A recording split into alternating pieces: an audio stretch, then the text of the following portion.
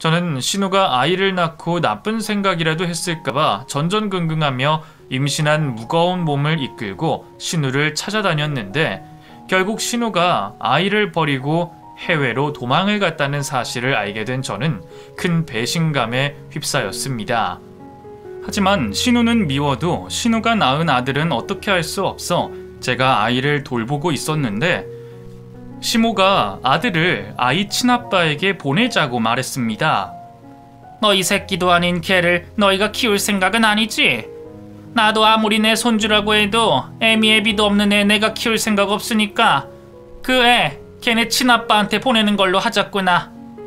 어머님, 그 사람이 이 아이를 키우겠다고 할까요? 아이 생긴 거 알고 자기가 책임지기 싫다고 도망간 사람인데 제 생각엔 그 사람 절대로 이 아이 안 받아줄 것 같아요. 안 받아주면 지가 뭐 어쩔 거냐? 어쨌든 지 새끼니 지가 키우든 지 손으로 갖다 버리든 지가 알아서 하게 해야지. 시모의 말이 내키지는 않았지만 그렇다고 제가 키울 수도 없는 노릇이라 신우가 낳은 아들을 친아빠에게 데리고 갔더니 친아빠는 역시나 제 예상에 단 한치도 어긋나지 않은 사람이었습니다. 저 아이 못 키워요. 선미한테도 그 아이 책임지기 싫다고 분명히 말했고 애 생겼다고 했을 때 지우라고 돈도 지어줬었어요. 거기다가 양육비로 1,000만 원 달라고 해서 빚내서 1,000만 원도 줬는데 왜 제 허락도 없이 나와서 저보고 키우라고 데리고 오는 거죠? 설마 선미 저한테 돈만 받고 그 아이 버리고 도망갔나요? 저희도 아가씨가 어디로 갔는지 그리고 왜 말도 없이 사라졌는지 몰라요. 그래서 저희도 지금 난감한 상황이고요. 어쨌든 그쪽이 애 아빠니까 이 아이 책임져 주셔야 될 것 같아요. 애 엄마도 싫다고 버리고 간 걸 제가 왜 책임져야 되나요? 저한테 이 아이 끝까지 맡기겠다고 하시면 저 이 아이 바로 고아원에 보낼 거니까 그렇게 하세요. 아이를 고아원에 보내겠다는 친아빠의 말을 듣고 신우의 아들을 친아빠 손에 맡기고 올 수 없었던 저는 결국 신우의 아들을 다시 저희 집으로 데리고 올 수밖에 없었습니다. 대놓고 고아원에 버리겠다고 하는데 어떻게 죄도 없는 애를 그 사람한테 맡기겠어. 그리고 애가 가족이 없는 것도 아니고 삼촌도 있고 할머니도 있는데 우리가 왜 이 아이를 고아원에 보내야 돼? 난 절대 못해. 그럼 우리 이 애 어떻게 할지 생각 좀 해보자. 당신도 곧 있으면 아이 낳는다는 거 잊으면 안 돼. 솔직히 둘이서 아이 혼자 키우는 것도 힘든데 신세가 2명을 우리가 어떻게 키우겠어. 솔직히 내 뱃속에 있는 애 생각하면 모성애 때문인진 몰라도 아가씨 아들을 고아원에 보내는 건 정말 죽어도 못하겠어. 차라리 내가 둘 다 키웠으면 키웠지 애를 어디다 버리고 싶진 않아. 결국 제 고집대로 신우의 아들을 제가 키우기로 결심을 하게 됐고 시모에게 혼날 각오를 하고 신우의 아들을 제가 키우겠다고 시모에게 말씀을 드렸는데 시모는 갑자기 눈물을 보이셨습니다. 고맙다. 정말 고맙다 새아가. 네가 이런 결정을 해줄 거라고는 감히 상상도 못했는데 큰 용기를 내줬구나. 맘 같아선 나도 이 아이를 어디 외딴 곳에 보내고 싶지만 차마 그렇게까지 모질게 굴 수가 없어서 나라도 키워야겠다고 생각을 했는데 정말 고맙다 새아가. 저는 어머님이 저희가 아가씨 아들 키우는 걸 반대하실 줄 알았어요. 허락해 주셔서 정말 감사합니다. 내가 너한테 감사해야 할 일이지 네가 나한테 고마워할 일이 아니야.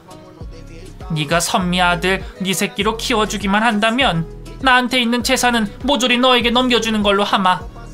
그러니 새아기 너는 돈을 생각해서라도 선미 아들 잘 좀 키워주길 바란다. 시모의 재산이 탐이 나서 신우 아들을 제가 키우겠다고 했던 건 아니지만 시모가 보답의 의미로 자신의 모든 재산을 저에게 준다고 하니 신우의 아들을 더 잘 키워야겠다는 생각이 들었던 건 사실이었습니다. 신우의 아들을 남편과 제 호적에 올리고 난 후 저는 딸을 출산하게 됐는데 저는 두 아이들을 사람들에게 이란성 쌍둥이라고 말하며 키워냈습니다. 사실 아이들이 어렸을 때는 혼자서 둘이 키우는 게 너무 힘들어서 신우의 아들을 제가 키우기로 한 것에 후회하기도 했지만 아들이 크면 클수록 저에게 든든한 존재가 되어 이 아이를 키우길 잘했다는 생각을 했었습니다. 그리고 아이들이 성인이 되던 해에 시모가 세상을 떠났는데 시모는 약속대로 자신의 모든 재산을 저에게 상속해줬고 남편은 그것에 대해 그 어떤 불만도 가지지 않았습니다. 엄마가 당신 주기로 약속한 거니까 당연히 당신이 받아야 된다고 생각해. 그리고 나는 지금도 당신이 도윤이를 친자식으로 받아주고 키워준 거에 대해서 감사하게 생각하고 있고 앞으로 평생 감사하게 생각하고 당신한테 보답하면서 살 거야. 당신도 같이 고생해서 키운 거잖아. 그리고 내 돈이 곧 당신 돈이니까 너무 서운하게 생각하지 말고 우리 어머님한테 받은 돈 소중하게 아껴서 잘 쓰자. 애들 시집장가도 보내야 되고 도윤이 유학도 가고 싶다니까 그 돈 그렇게 쓰면 될 것 같아. 저희 네 식구는 뿌리가 단단한 나무처럼 그 어떤 바람이 불어도 쓰러지지 않고 굳건히 자리를 잡으며 건강하고 행복하게 살아갔습니다. 물론 신우가 언제 저희 가족 앞에 나타날지 모르니 그것에 대한 불안감은 늘 안고 살아야만 했었죠. 그리고 시모가 돌아가신 지 정확히 3달 후 20년 만에 신우가 나타났습니다. 어머 언니, 아직도 여기서 살고 있었네요? 저는 언니가 이사 갔을까봐 얼마나 조마조마했다고요. 언니, 저 좀 안으로 들어가도 되죠? 선미 아가씨 맞죠? 아가씨, 도대체 어디서 어떻게 지내다 이제야 온 거예요? 어머님 돌아가셨다는 소식 듣고 온 거예요? 엄마가 돌아가셨어요? 언제요? 외국에 있는 제가 엄마 돌아가셨다는 소식을 누구한테 듣겠어요? 저는 그냥 언니랑 오빠 보고 싶기도 하고 우리 아들 잘 크고 있나 궁금해서 온 거죠. 저는 신우가 시모의 사망 소식에 20년 만에 찾아온 건 줄 알았는데 신우는 시모가 돌아가셨다는 사실도 전혀 모르고 있었습니다. 그런데 신우는 시모가 돌아가셨다는 말을 들어도 크게 놀라거나 슬퍼하는 눈치가 아니었습니다. 평생 엄마 속만 썩였는데 임종도 못 지켜드리고 죄송할 따름이네요. 그래도 언니랑 오빠가 엄마 옆에 있어줘서 얼마나 다행인지 몰라요. 아가씨, 그건 그렇고 도대체 그동안 어디에 있었던 거예요? 그때 베트남으로 왜 가셨어요? 지금도 베트남에서 지내고 있어요? 우리 얼마나 걱정한 줄 알아요? 제가 베트남 간 걸 언니가 어떻게 알아요? 아니, 이미 지나간 이야기는 할 필요 없고 저 지금은 다른 곳에서 지내고 있어요. 근데 언니, 우리 아들은 어디 있어요? 20년 만에 나타난 신우는 제가 알던 순수하고 밝은 에너지를 가진 20년 전의 신우가 아니었습니다. 20년 만에 나타난 신우는 낡아도 한참 낡았고 나사가 몇 개는 풀린 듯한 느낌이었죠. 그리고 신우는 나타나자마자 제가 묻는 말에 대답도 않고 자신이 버리고 간 아들을 찾기 시작했습니다. 아가씨, 설마 도윤이 보러 여기 온 거예요? 미안하지만 도윤이는 자기한테 고모가 있는 것도 모르고 그 고모가 자기 친엄마인 것도 모르니까 오늘은 도윤이 볼 생각하지 말고 돌아가 주세요. 오빠랑 이야기해보고 만나게 해드릴게요. 제가 왜 그래야 돼요? 저 오늘 내 아들 찾으러 온 거예요. 그러니까 이제 우리 아들 돌려줘요. 언니가 뭐라고 해도 저 오늘 우리 아들 데리고 갈 거니까 그렇게 아시고요. 아가씨, 도윤이 생각해서라도 조금만 참아주세요. 아가씨가 갑자기 나타나서 친엄마라고 하면 도윤이 많이 혼란스러워질 거예요. 제가 이렇게 부탁할 테니까 오늘은 이만 돌아가 주세요. 제가 아는 우리 엄마라면 엄마 재산 다 언니한테 주고 갔을 것 같은데 언니는 그 돈 챙기고 이제 그만 우리 아들 돌려주세요. 언니가 뭐라고 해도 오늘 무조건 우리 아들 데리고 갈 거예요.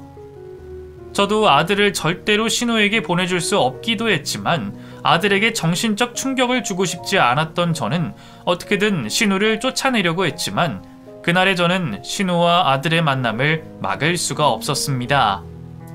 네가 도윤이니? 나 네 친엄마야. 너 네 친엄마가 따로 있었다는 거 모르고 지냈다면서? 많이 놀랐겠지만 나는 네 아빠 동생이고 엄마가 사정이 있어서 너를 이 집에 잠시 맡겨두고 간 거였어. 아가씨 그만하세요. 애 보자마자 그게 무슨 소리예요? 도윤아, 이분 아빠 동생 맞고 네 고모인 것도 맞는데 다른 이야기는 귀담아 들을 필요 없으니까 잠시 나가 있든지 좀 해줄래? 언니나 그만하세요. 도윤이 이제 20살이고 성인이에요. 그럼 자기 친엄마가 누군지 알아야 되지 않겠어요? 도윤아, 너 엄마랑 잠시만 대화 좀 나눌래? 엄마가 너한테 하고 싶은 말이 있어서 그래. 아들은 자신에게 고모가 있었다는 사실과 그 고모가 자신의 친엄마라는 사실에 크게 충격을 받은 표정이었는데 신우는 그런 아들의 표정을 눈치채지도 못하고 아들을 데리고 방으로 들어가 1시간 넘도록 아들을 붙잡고 대화를 나눴습니다. 그리고 1시간 후 신우와 방에서 나온 아들이 저에게 가장 처음 했던 말은 바로 신우를 따라가겠다는 말이었습니다. 엄마, 나 이분 따라서 가는 걸로 할게. 그러니까 엄마는 나 말리지 마. 도윤아, 그게 무슨 소리야? 네가 고모를 왜 따라가? 너 설마 엄마 아빠 두고 이 집에서 나가겠다는 말이야? 내 친엄마는 이분이시잖아. 지금까지 나 친아들처럼 키워준 거 정말 고마워. 근데 나 이제는 친엄마 따라가야 될 것 같아. 엄마밖에 모르는 저의 껌딱지인 아들이 친엄마인 신우를 따라가겠다며 짐을 싸는 걸 바짓가랑이까지 붙잡으며 아들을 말렸지만 아들은 결국 신우와 함께 집을 떠나고 말았습니다. 아들이 신우를 따라 떠났다는 소식에 남편이 한달음에 달려왔지만 아들과 신우를 찾을 수 없었고 그 뒤로 저는 앉아있을 힘도 없어 3일을 내리 침대에만 누워 있었습니다. 아들이 신우와 집을 나간 지 3일째 되는 날 혼자서 집에 누워 있는데 현관 도어록 비밀번호가 눌리는 소리가 들렸습니다. 당신이야? 나 혼자 있어도 괜찮다니까 왜 또 왔어? 내가 알아서 밥 챙겨 먹을 거니까 걱정 말고 다시 회사로 돌아가. 엄마, 나 도윤이야. 엄마 지금 나 때문에 이렇게 누워있는 거야? 엄마 많이 아파? 제가 걱정된 남편이 집으로 돌아온 것인 줄 알았는데 집으로 돌아온 사람은 3일 전 신우를 따라 집을 나갔던 아들이었습니다. 꿈인지 생신지 믿기지 않았던 제가 아들의 얼굴을 붙잡고 아들인 것을 확인하고 있었는데 아들이 저의 손을 잡더니 함께 가야 할 곳이 있다고 말했습니다. 어디로 가는 거냐 제 물음에도 대답을 하지 않던 아들은 경찰서로 저를 끌고 갔는데 저는 경찰서 앞에 서자마자 이곳에 신우가 있다는 것을 직감할 수 있었습니다. 엄마, 고모 말이야. 지금 유치장 안에 있어. 내가 고모 경찰에 신고했더니 경찰들이 고모 잡아갔어. 네가 고모를 신고했다고? 도대체 왜? 무슨 이유로 고모를 신고했어? 아무리 그래도 고모인데 경찰에 신고를 하면 어떡해? 고모 중국에서 수배 떨어진 수배자래. 그것 때문에 한국에 도망 온 거고 한국에서도 수배 떨어져서 자기 이름으로 생활을 못하니까 나 데리고 다니면서 이용하려고 나 찾아온 거였어. 아들의 말이 무슨 말인지 이해가 되지 않았고 믿기지 않았던 저는 일단 유치장에 갇힌 신우를 찾아갔습니다. 신우는 저를 보자마자 소리를 지르며 그곳에서 꺼내달라고 애원을 했습니다. 언니, 나 좀 여기서 꺼내줘요. 나 중국으로 돌아가면 진짜 죽을지도 몰라서 그래요. 언니, 제가 언니 정말 좋아했던 거 알죠? 그래서 제가 언니한테 우리 오빠도 소개해주고 결혼할 때 혼수도 사주고 그랬잖아요. 아가씨, 도대체 중국에서 무슨 짓을 하고 다녔길래 수배가 떨어져요? 그리고 우리 도윤이한테 무슨 짓을 하려고 했던 거예요? 언니, 제가 사람을 해치거나 그러지는 않았어요. 그냥 사기만 조금 쳤을 뿐인데 그게 일이 커져서 이렇게 된 거예요. 언니, 그러니까 나 좀 여기서 꺼내주면 안 돼요? 아, 제발요. 알고 보니 신우는 중국에서 아주 유명한 사기꾼이었습니다. 그래서 중국에 수배가 떨어졌고 한국으로 들어오자마자 중국 경찰이 한국 경찰에게 공조를 요청해 한국에서도 신우의 수배가 떨어지게 된 것이었죠. 수배가 떨어진 신우는 한국에서 본인의 이름으로 머물기가 힘들어져 저에게 맡긴 아들을 데리고 다니며 아들의 명의로 생활할 목적이었던 것이었습니다. 도윤아, 근데 너 고모가 중국이랑 한국에 수배 떨어진 거 어떻게 알았어? 고모가 너한테 이야기한 거야? 그게 아니라 그날 집에서 나오고 고모랑 같이 호텔에 갔는데 고모가 내 앞에서 중국어로 전화를 하더라고. 아마도 내가 중국어 못 알아듣는다고 생각하고 전화를 한 것 같은데 통화 내용이 자기 수배 떨어져서 한국으로 도망왔는데 한국에서도 수배가 떨어졌더라. 그래서 친아들 데리고 와서 친아들이랑 지내고 있다. 뭐 친아들 데리고 배 타고 필리핀으로 넘어가서 한탕 더 할 생각이니까 조금만 기다려달라 등등 이런 내용의 전화더라고. 어머나 세상에, 네가 중국어 알아듣지 못했으면 정말 큰일 날 뻔했다. 하늘이 우릴 도와줬나봐. 정말 다행이다 도윤아. 엄마랑 아빠가 억지로 중국 유학 보낸 거 아직까지도 원망하고 있었는데 그때 중국어 안 배웠으면 정말 큰일 날 뻔했어. 하마터면 나 친엄마 손에 끌려서 필리핀 갔다가 범죄자 될 뻔했잖아. 아들과 딸이 중학교에 올라갔을 때 남편과 저는 아이들을 억지로 중국으로 유학 보낸 적이 있었습니다. 중국에서 3년 동안 살다 온 아들의 중국어 실력은 원어민과 비슷하다고 봐도 무방할 정도였는데 신우는 그 사실을 알지 못하니 당연히 아들이 중국어를 못 알아듣는다고 생각하고 아들 앞에서 중국어로 통화를 한 것이었습니다. 내가 중국어 알아듣는 척하면 친엄마에도 나한테 해코지할 것 같아서 무서워서 모른 척하고 바로 경찰에 신고했어. 나 그때 정말 무서웠어 엄마. 잘했어 도윤아. 그러게 그날 왜 고모를 따라가고 그랬던 거니? 엄마가 너한테 얼마나 서운했는 줄 알아? 고모가 나한테 죄책감을 심어줬어. 더 이상 엄마랑 아빠한테 민폐 끼치지 말고 자기랑 같이 살자고. 그리고 엄마가 나 키워줬던 이유는 할머니 돈 때문이었고 지금은 그 돈 받아서 이제 엄마 나를 자식 취급 안 할 거라고 해서 그 말에 넘어가서 갔던 거였어. 내가 생각이 짧았어. 정말 미안해 엄마. 저는 무사히 제 품으로 돌아온 아들을 품에 안고 한참을 울었습니다. 그리고 신우가 중국으로 송치되기 전날 밤 남편과 아들과 함께 마지막 면회를 갔는데 신우는 아들에게 소리를 지르고 욕을 퍼붓기 시작했습니다. 네가 내 배로 낳은 자식이라고 생각하면 정말 끔찍하다.